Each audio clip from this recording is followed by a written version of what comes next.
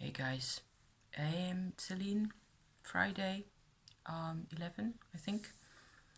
I have made myself my first cup of coffee of the day and it is 2:30 in the afternoon. Yeah, it's been hard on me. Again, this is going to be a witchy check-in. If you want to know about my travails, stick around because I'm gonna lay it all on the line again. It seems like I've actually managed to calm down from where I was at, say 2 hours ago. So, sip of coffee. Here's to your health, okay? Because that still tastes so good, even at 2:30. Okay, been really upset. They're going to force us to take out our trees in the garden. Trees that we did not plant, trees that have been there for 40 years or some. And I love my trees. I love all the trees in the whole of the earth. You know, I'm a fan of trees. That is, I suppose, a small factor in the whole of the story. There's a lot of other factors to do with people. People trying, on the one hand, to not have to say it, tell it like it is exactly, and then in 3 months' time, they're obliged to do so, I am assuming here. It doesn't even matter. I'm not even interested anymore as much, in the sense that probably I will hate it when the tree's gone. I've tried to imagine already what it will be like. And there's a couple of other little trees in there that will get more room, that are not such fast growers. So I know that nature repairs itself. So I'll figure out ways to what to do with the space, and I'm kind of hoping that I may preserve some of my fig tree, because I have like this maple and a fig that's like stuck underneath it like so. And the whole combo is like a massive jungle side, and of course I love that. It's going to end quite soon, this month somewhere. This will have to be done, and they will have to stick a huge massive crane on the front end of the street and operate over the house. Can you imagine what that's going to be like? It's going to be a whole circus. The thing was, I'm here, I'm on YouTube because I do personal and, therapeutic stuff that works for me. And I'm hoping that by sharing my idiotic idiosyncrasies with you guys, some of you actually, I've heard people actually say in the comments, I recognize what you're going through, and I've heard a lot of what we've, blah, similar, and so on. So hence, that encourages me. So don't do it if you don't want to encourage me. On the other hand, it's nice to be encouraged. I feel this much more courage than, earlier today. Because I was having massive triggers. I've been coping and dealing with the triggers for the past couple of months now. I blame the planet Mars, who's gone retrograde, and boy did we know it. It was, it all comes out in this issue with the neighbors and the trees. And that's how it, goes into the stranglehold mode. I'm also having hot water at the same time, because it's essential. Otherwise, I will just die here. And you don't want that. My issues. I watched a lot of Teal Swan this morning. And not everybody likes Teal Swan.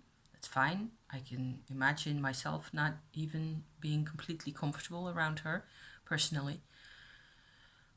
I think she still is one of the best in terms of unconventional ideas and strategies, how you can cope with trauma, and how you can work your way forward. And the thing I've most recently, or of the set of videos that I watched, that I've actually, done most with today, was a video about core beliefs. And I'm actually kind of interested, because I think I watched this video at least once before, but there may be when it came out a couple of years ago. I had very little memory of it. It turns out that there are core beliefs underneath what you tend to tell yourself. And what I have been, what has been bugging me, and over the past months, and yesterday and past night, so I haven't slept that much. There is another butterfly. It's really nice weather. I get all sorts of bugs and wasps and bees and butterflies, and so yeah, it's still kind of summery over here, which is nice. I wouldn't mind a bit of rain either. In parentheses. I have been plaguing myself, or as Thiel tends to present it, there's a challenge to your consciousness that's in the form of this trigger, right? And if you manage to become aware more of what's going on for you yourself, if you starting off by taking your emotions seriously, of course, which is what I've been telling my husband, it's not easy. I try to do that. I don't really get much further, except that there is a triad of sorrow and pain, sorrow, and loneliness on that end. The other point is anger and rage, and part 3 is fear. And they create like this triad that creates like a constant vicious circle in my brain, and I get nowhere. I just get adrenaline, and I get pumped up, and I get in a tunnel and all that, and I've described this a couple of times already. It's been going on all summer, basically. More or less sort of beneath the surface most of the time. And yesterday we got a rather unfriendly email from the company who owns these houses here, that they were sort of putting us to an ultimatum as to those trees, and you can't trim the trees any more than we've done. So we spent 400 euros trimming trees that should have been taken out right away. And bad choices, that can happen, I suppose. That makes sense. So for me to analyze beyond my extreme emotional response, sorry for the rumbling, somebody's, I don't know what they're doing. Can't really identify that noise. You'd say a bin or something that they're wheeling out, but I don't know bin that makes that kind of sound. I had a hard time getting underneath my vicious circle, my treadmill, right? I was constantly racing around, my own adrenaline constantly keeping me going. The fear and the anger basically were like playing tennis in my brain the whole time, and I just didn't get any further. So core beliefs. The idea is that you start looking at a belief that you are sort of aware of that you have. In my case, one of my deep beliefs about myself, singular, myself. One of my deep beliefs about myself is that I am alone. That no matter how much I try to engage with people and stuff, I try to participate in life. I try to be a part of things that are going on, and do a thing where somebody else does another thing, and then you sort of have a nice interaction about that, whatever it is, work or relationships or all of it, really. For me, that's like it never really happens. It's like there's phases where my brain just sort of switches off, and all I can do is observe what's going on. That's happened enormous number of times, and makes me sick. I feel awful like that. I like to be much more a part of things than I tend to normally, let myself be. So there's something in there. So I start off with my belief that I am alone. Let's just summarize this whole thing in that phrase, right? Then the core, to get from there, so a surface belief, more or less, like, to your core belief, what you have to do is ask yourself, if this is 100% true, then what does this mean to me or about me? What does this mean about me? And so I did that. And I actually got into a couple of phases at first. Let me grab my little piece of notepaper. Where is it? It's right behind my phone. Excuse me for doing a little bit of yoga here. Because I started off with that, and I actually started off with being powerless. Powerlessness turned into being alone and worthless, and not being worth people's attention. If I look at myself, if I feel powerless, what does this mean to me? It means that I am alone, because I have nobody to ask for help. And my husband said something really cool also during our little phone talk earlier. He said that your mom has always put you in the position of being responsible for everything. And what he meant was that she used to get upset and angry at things. But other than that, I was always also responsible for myself. She did not really look out for me all that much. She looked out for me having clothes on my back, and that was it basically. So I was alone a lot of the time. All this has to do with also, for me, very strongly feeling that I am not worth people's attention. Go ahead and make videos on YouTube, because yeah, subscribers and stuff. I went out after that, and I had come to the conclusion with my little note sheet here, paper bit, that the only conclusion I could draw really, that what it means to me and or about me, all this, is that my parents, didn't care. I have a hard time even saying that, because I know that they did care in their own way.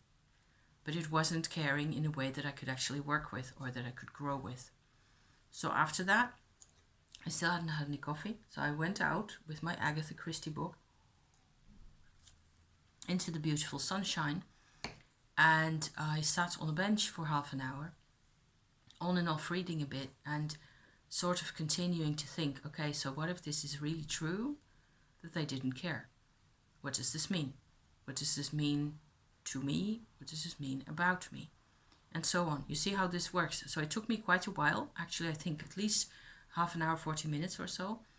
And all of a sudden, it was like what my husband had said about being responsible, being sort of supposed to be completely accountable at 8 years old.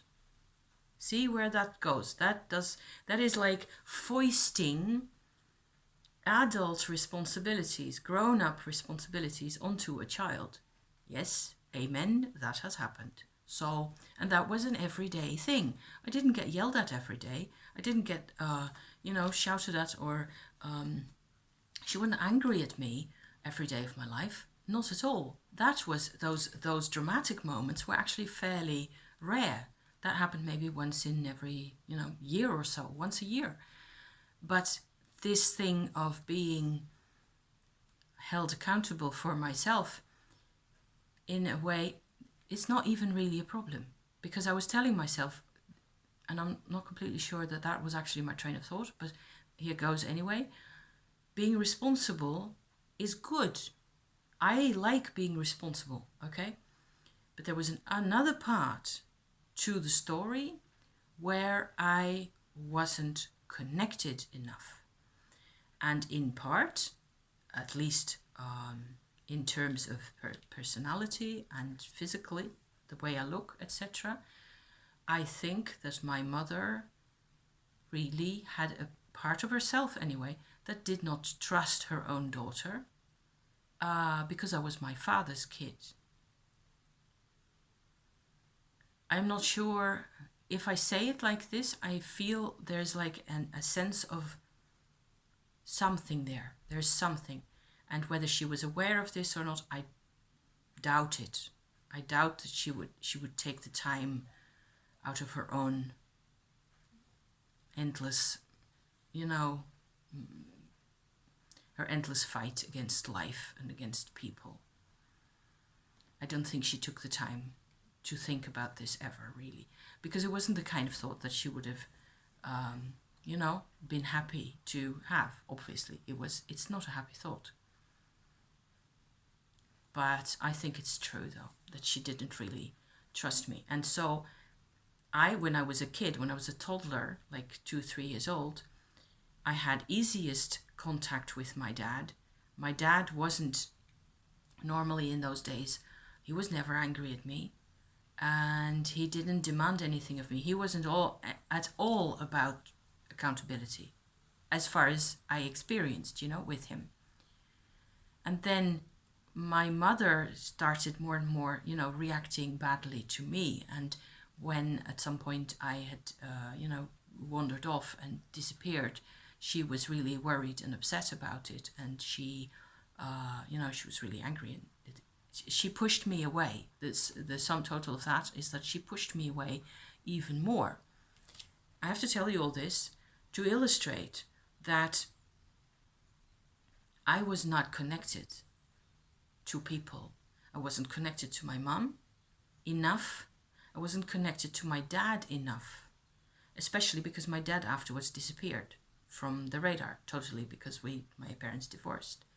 So what that did to me is that I have obtained as the bottom line underneath, I am powerless, I am worthless, and I am alone, and all that. And I am not worth anybody's attention. That's an important one, though. Underneath all that is like a massive sensation of I do not exist. And it doesn't make sense. Not only doesn't it make sense to say that of yourself as you sit here, to say I, ergo, Eline, whatever, do not exist. I am talking to you, ergo I exist, What else is existing but what we tend to do here, all this, waving of hands.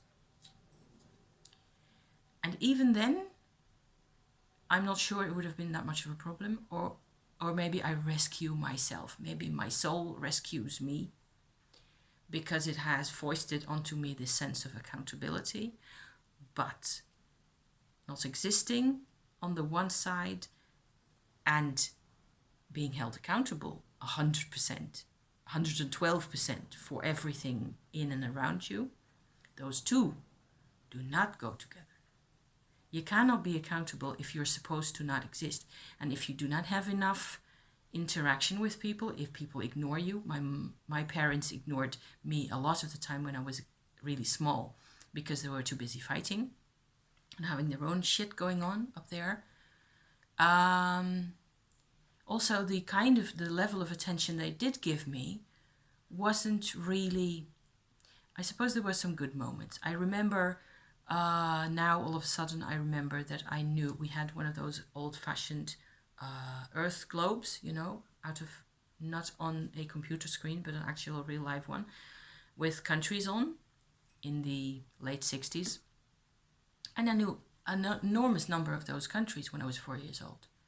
I knew car makes, I knew stuff because they could parade me around to friends and family members because I was so clever. So here I am still identifying with being clever. The only bit of me that actually exists, whatever that means, is my brain.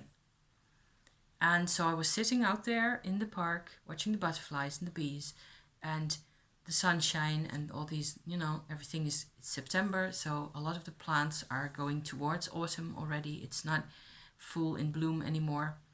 And I'm just sitting there and I'm going like, okay, so how can you tell whether I exist? And that's just a silly question, really, because I can feel I am there. But the bottom line of existing for a human is interaction. It is participating, right? So there was not enough of that. And the combination, which that sort of convinced me about this not existing enough kind of a thing, being a Leo, needing attention, all that makes a ton of sense, In combination, the combination of those two elements, I think, has screwed me over more than anything else. Because when I am being put in a position where I am held responsible for things beyond my control, beyond my power, which is what this whole summer long has been about, where I get blamed and so on and so forth.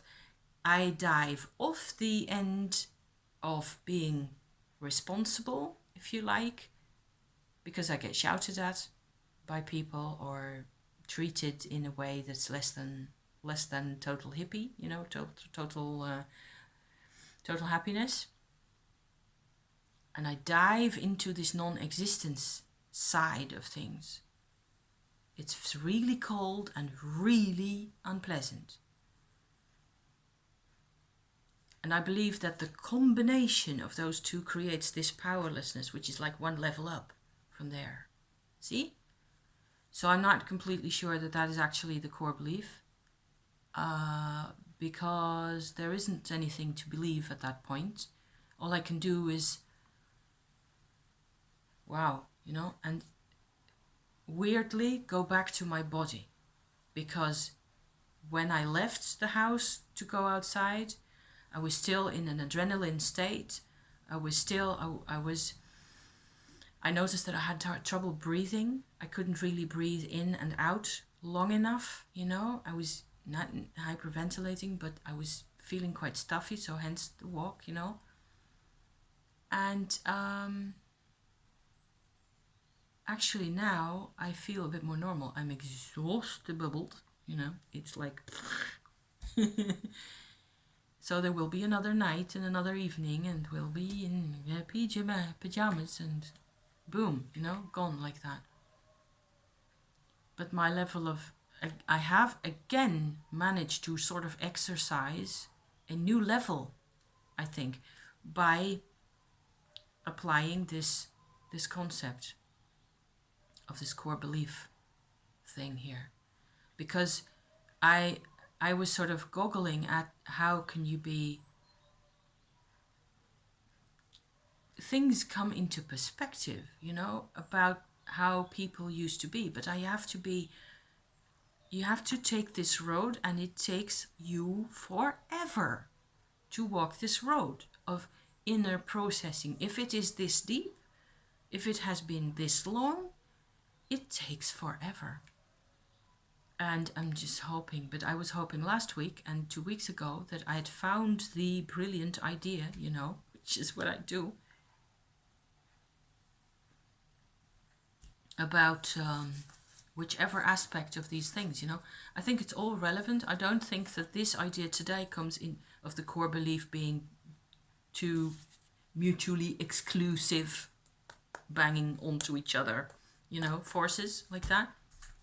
This thing does not nullify or invalidate, is the word I'm looking for, my earlier sessions about either the you know, Moon Mars conjunct happening in an important position in the sky for me, or the involuntary gaslighting. They're all sort of, I'm shining a light onto the things as they occur to me, as they happen to me, more like. It's not like it occurs to me in my mind. It is forced upon me, because I would still choose myself, you know, to be outside having a coffee with a mate and not do all these very difficult and annoying things. My God. And so times are quite tough. I had been hoping, I'd been fearful and or hoping that Mars retrograding would actually be a bit of an ease up on all the pressure. So far, no. And until the blasted jungle, you know, machine out there is actually happening, and so that will be another 2 weeks at least, I won't really rest easy myself, because it will have to be done. It will have to be done at some point. At one point or another, all this will be over. I wonder, though, because the triggers are endless. So, sorry about that. There was a noise. I'm trying to have two gloops at the same time and talk to you, because I'm still kind of looking for Maybe I should quote this.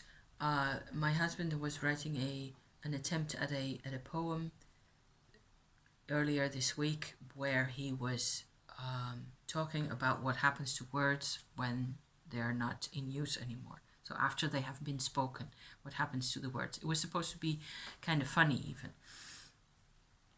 It went completely sideways. And he was more worried about that than about all the rest of that, for a while. But the interesting thing is that an image came out of that, of words actually being out in the cold, in the street, left without meaning and without memory. And off I was bawling again. Because you see how everything is a trigger at the moment. I swear, every single emotional moment, it's really hard to deal with. It's really hard to work with, and I am trying to keep my train on the tracks, which I think is working. I have quite a bit of help, so I am participating. Yay us, right? In things, and hence also my vlog again. I went back to the local history society for the second time yesterday, and that's what with COVID measures is also a bit harder than it used to be, and that's kind of annoying. It's a really small space where you actually have to see, you have to see people there, because that's where all the books and the computers are, and people are doing a whole lot of family tree research, and especially they are looking at old photographs, like gazillions of old photographs of around the neighborhood, which is really fun. And I am struck at that I am feeling more connected to this area, in particular thanks to those people over there, and that atmosphere of history and books and manuscripts and all that type of stuff. That's really nice for me. So you have to find places like that as well. I have found this place. I used to work in a social restaurant for 6 years at least, or 6.5 years or so. I worked quite a lot in a social restaurant right in here.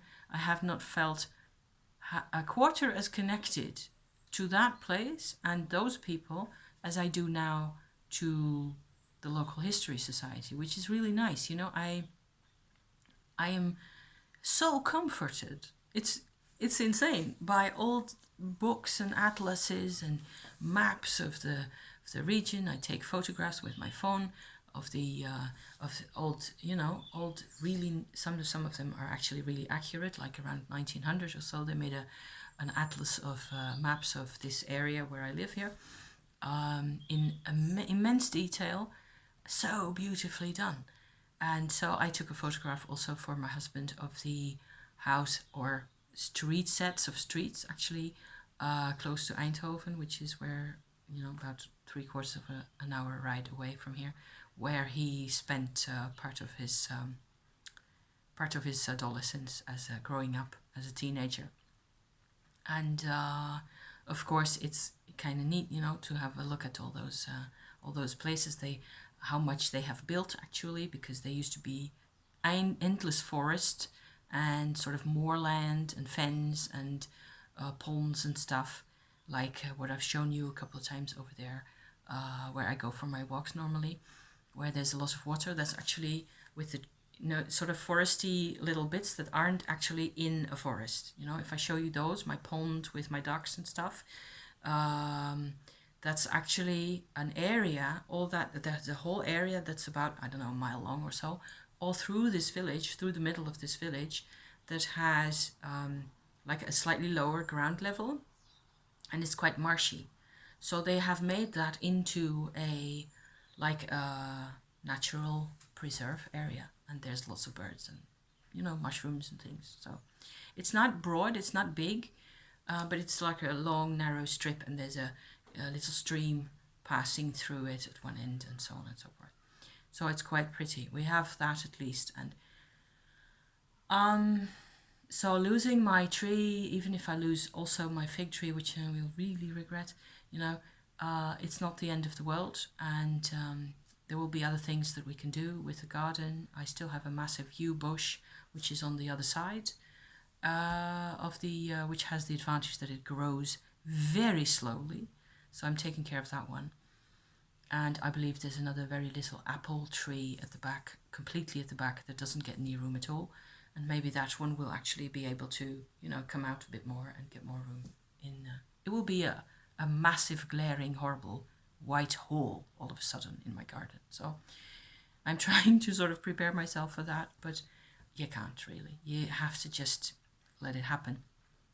And all those things, and the things with people and the problems and all the rest of the travail, it's only an excuse to work on, you know, what's in here and in here, whatever my deficit, if you like, compared to what I think I am, certainly. Because I tend to believe that I can manage all this stuff you know, easily enough. And then it turns out that I don't. So, yeah. Thank you so much. It's another half hour in. I am done here. Thank you for watching and listening, and I love you to pieces, all of you, okay?